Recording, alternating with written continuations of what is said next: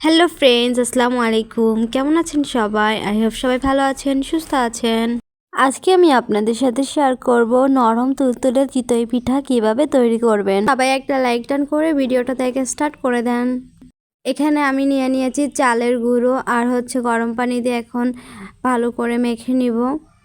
সবটা গরম পানি দিয়ে বাটারটা তৈরি করা যাবে না। ফার্স্টে আমি কিছুটা গরম পানি দিয়ে দিয়েছি। তো তোমরা দেখেই বুঝতে পারছো। তারপর এখন আমি ঠান্ডা পানি দিচ্ছি। তো এখন আমি ঠান্ডা পানি দিয়ে ভালো করে নেড়ে তারপরে বাটারটা তৈরি করে নেব। বন্ধুরা, যারা আমার চ্যানেলে নতুন তারা আমার চ্যানেলটা সাবস্ক্রাইব করবা। যারা সাবস্ক্রাইব করেছে তাদেরকে অসংখ্য ধন্যবাদ। আর একটা কথা ফ্রেন্ডস, অনেকে সাবস্ক্রাইব করে আবার পরে আনসাবস্ক্রাইব করে দেয়। তো যারা আনসাবস্ক্রাইব করবা তাদের সাবস্ক্রাইব করার কোনো প্রয়োজন নেই। তো কথা বলতে বলতে আমার বাটারটা তৈরি হয়ে গেছে। দেখো, দেখেই বুঝতে পারবা কিরকম হয়েছে। চলো এখন পিঠা বানানো যাক। এই দেখো আমি কিভাবে দিয়ে দিচ্ছি। আর একটা কথা, এটা আমি ফার্স্ট টাইম এরকম একা একা পিঠা বানাচ্ছি। তো তোমরা চাইলেও এরকম পারবে।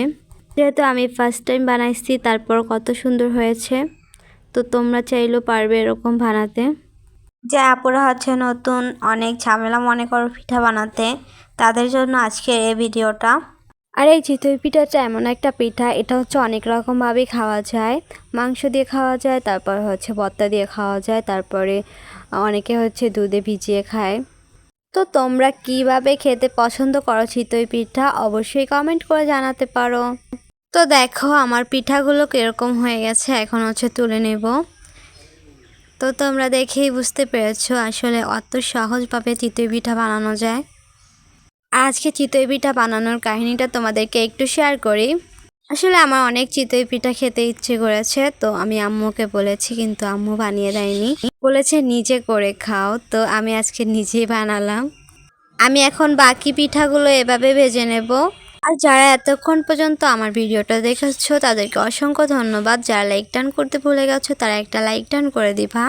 আই হোপ তোমাদের ভিডিওটা ভালো লাগবে। ভিডিওটা ভালো লাগলে তোমাদের প্রিয়জনদের সাথে শেয়ার করতে পারো। আর তোমরাও যদি আমার মতো এমন নতুন হয়ে থাকো তাহলে তোমরাও একবার ট্রাই করবে বাসায়। আর ফ্রেন্ডস, এটা নতুন চ্যানেল আমার, সবাই বেশি বেশি করে সাবস্ক্রাইব করে দাও।